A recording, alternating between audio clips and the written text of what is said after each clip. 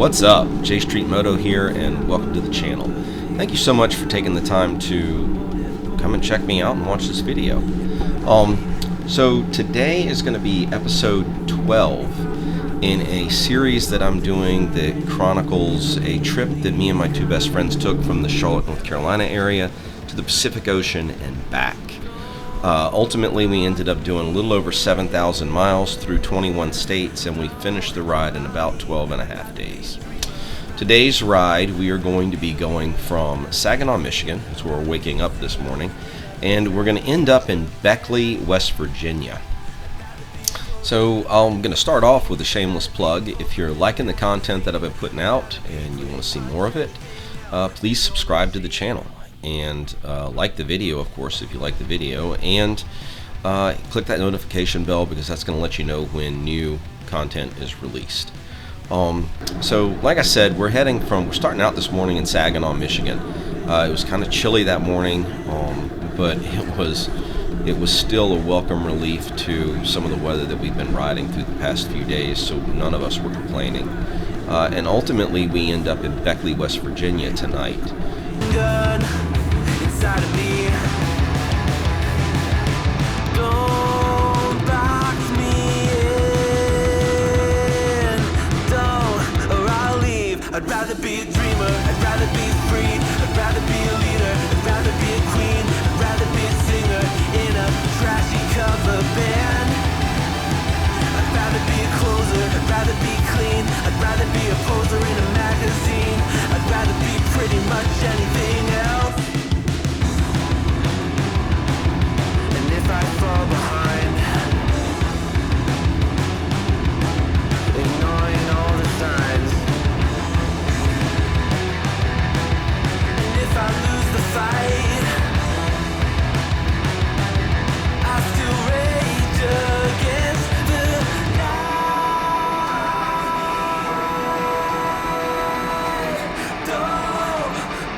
I'd rather be a dreamer, I'd rather be free, I'd rather be a leader, I'd rather be a queen, I'd rather be a singer in a trashy cover band.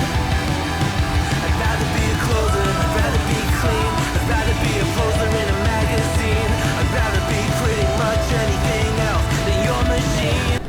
What's odd about today is we're all acutely aware that we literally are on this day. By the next day at noon, we're going to be home, and we're going to be back to the routine, and we're going to be back to doing what we, always do. So there's this awareness of that, and so there's sort of, I'm not going to say a sadness, but there's sort of this kind of just cloud that hangs over you. That's like, all right, the adventure that I'm on is about to be over. And I'm not going to be on that adventure again for maybe a few months before I take another trip like this. So that is constantly kind of lingering in the back of your mind. Don't get me wrong, all of us are looking forward to being home. After being on the road for the amount of time that we've been on the road, and after riding the kind of miles we're riding daily, every single one of us is looking forward to being back in our own beds, looking forward to eating food that we've cooked ourselves and hanging out with our families. Every single one of us is looking forward to that. But there is this part of you that's like, man, let's just turn the bike around, go the other direction, and stay out here forever. I guess is kind of what I'm trying to say. So one thing about today, though, that's interesting is we are really, on this day, we get back into some terrain that is very familiar to us. In fact, in 2021, Juan, David, and I rode out to Sturgis. And this was really the first trip that Juan came on with us that was more than 1,000 miles, more than 2,000 miles total. We were going to be riding some pretty significant distances and learning to gel as a group. And on that ride, the way that we came back, we ended up going through Ohio in a similar fashion to what we are going to do today when we go from Saginaw down to Beckley. So about halfway through this day, we end up on roads that all three of us have ridden together basically a year ago. And so there's a familiarity to it. Plus, the terrain is very much like what we're used to. And I mean, the reality is, this is some of the stuff we were riding through today could be a long day trip from home without blinking an eye. So you start to already feel like you're back home because you're in areas that are extremely familiar to you. They're not, the terrain doesn't feel so foreign. And so you start to feel like, well, I'm already at home. And there's a comfort and a level of comfort that comes with that. On this day, it's funny because on this day, we all, for whatever reason, had avoid tolls set on our GPS. And what that resulted in when we were going through West Virginia was us popping on and off the interstate to avoid tolls in the West Virginia mountains. And you know, so we're riding on these back roads through coal towns and stuff, and then hopping back on the interstate and going again. And it made for some interesting riding, but it made for a longer day in terms of time in the saddle, because as soon as you get off the interstate, you got to reduce your speed, and you're just not covering as many miles in the same amount of time. So I'm going to talk to you a minute about the fundraiser. This is the next to last episode in the series. So this is your next to last chance to help fight breast cancer through our Susan G. Komen fundraiser that we created for this trip. If you'd like to donate to it, if you feel compelled to do it and help out in that regard, I know the economy is crap right now. We all felt the influence of inflation on this trip for sure. But, you know, if you'd like to donate to that fundraiser, the link to our site that allows you to donate on our behalf, and it counts for us towards our goal, it will be in the description of this video, and I will put it as a comment in the comment section of the video as well. So all you have to do is go there and click. It's pretty self-explanatory, and you know, you can donate if you feel like you want to help us out in that regard. I wanted to spend a little bit of this video talking about the direction of the channel. You know, as I get closer and closer to the end of these kind of daily videos that recount what happened on our trip, I realize, okay, well, I've got to have content going forward, and what do I want that content to look like? What do I want the voice of the channel to be? And I'm still not totally zeroed in on that. What I am totally zeroed in on is the fact that I will continue to release videos every Tuesday and Friday. That's going to happen. I just don't know what the content of those videos is going to be in terms of, you know, I know it will be motorcycle related, but I just don't know, you know, kind of what direction that I'm going to be going in. If you've got some ideas, or if you've got some things you'd like to hear about, or questions you'd like answered, or whatever, feel free to leave it in the comments section of any of the videos that you watch, and I'll certainly respond to it, and it might end up making one of our videos. So there's that. So this day was kind of interesting because we knew we were going to get to Beckley, West Virginia, and to put things in perspective, where we were getting to tonight was about maybe 2.5 hours, 2.5 to 3 hours. It was like, might be a little further than that. It was about 250 miles from where we were going to be going the next day to get home. So we were going to wake up in the morning and only really have about 250 miles to go, which is about a half a day's worth of riding for us. So there was some discussion about, well, you know, do we just want to try and push through and get home tonight, or do we want one more night on the road? And all of us kind of decided, well, you know, let's spend one more night on the road. We're not supposed to be home until Father's Day, which is tomorrow. In terms of time, it's not tomorrow because, you know, this video was taken back in June. But we were going to be getting home around lunchtime on Father's Day, which, which was the original plan, and so we decided to stick to it. It was interesting though, because when we hit, there isn't a lot in Beckley, West Virginia. I should start with that.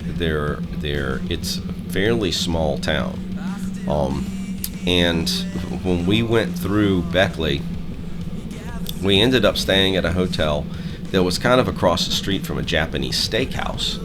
And so all of us were like, okay, well, we'll go there for dinner. And it turns out that Japanese steakhouse had it was probably the second or third best out of the entire trip in terms of bourbon selection that we had available to us when we were eating dinner. So they had a fantastic bourbon selection at this place.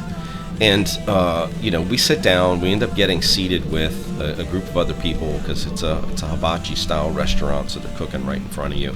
So it's the three of us with, a bunch of other people at the table. As we sit down, behind us, it's hard to miss that the table behind us had a group of women around it, and all of them were wearing the same colored t-shirts, and all the t-shirts had some kind of phrase or name on it. And so Juan being Juan, as soon as we sat down, he's like, okay dude, your challenge for the night is to go over to that table and find out what's the deal with the shirts and what all the words mean. Because I'm the one that is, out of the three of us, I'm probably the most extroverted. So I'm the one that'll easily walk up to just a complete stranger and start chatting with them. So I go over and we find out that it is a bachelorette party. And all the people around the table, the words or phrases on their shirt are really kind of who they are in terms of personality relative to the bride. We met them, talked to them for a little while, found out what they were doing that night. It was a extremely young bride, in my opinion, but I wish them the best, and I hope that the wedding went off without a hitch, and I wish them a long and happy marriage. But it was a rather raucous group of, let's just call it 19 to 22 year olds, with some mothers thrown in there, which was, it astounded me when I found out that not only was the mother of the bride at the bachelorette party, but so was the mother of the groom. That's just something you don't see in North Carolina or Virginia, the two places I'm most familiar with. You just don't see those things there, but, to each their own. A little bit later in this video, you're going to see a picture of me, Juan, and David at our table, and behind us you can see all the people in baby blue, all the women in baby blue sitting around their table, and that is the bachelorette party that I'm talking about right now. So, let's talk about day 15 real quick. So, day 15, I did get some video on day 15, but it is our shortest day of the trip. We're only going to do about 200 miles, 250 miles, something like that, and we're going to end up home that day. So that will be the last video in the series. That'll be your last chance to donate to the fundraiser. That will be your, that'll be the last one in the series. Going forward from that, the content is going to be slightly different. It'll still be a lot of riding content.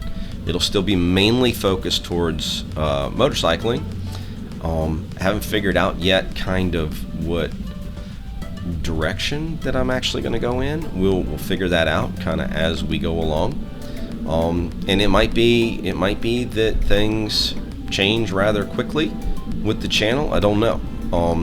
Currently, I've got 28 subscribers, and I appreciate every single one of you. Got a lot more people out there that are watching the videos, but they just haven't decided to subscribe to the channel yet. So hopefully more of that will take off. I'm really leaning more towards the local riding stuff and talking about where we went and got the best burrito, or where I don't know. I don't know what we're going to do yet. I haven't really decided. There's going to be certainly some more installation videos coming because I've got some stuff that I want to do to Darla specifically, and I know David and Juan have stuff they want to do to their bikes, so I'm probably going to be videoing some installation stuff for you guys if you're interested in seeing that kind of thing. So, in any case, that was kind of what I wanted to cover for this episode. Day 14, we were riding through areas that really just felt like home. So there weren't any challenges, there weren't any real,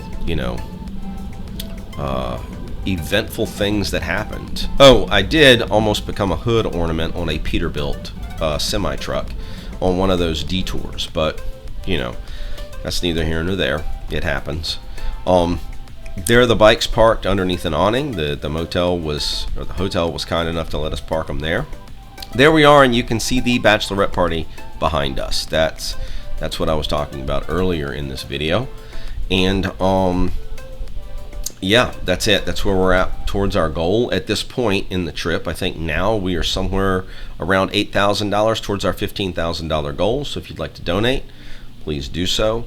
Again, thank you all for watching. I hope you hung out this long, and until next time, always ride safe.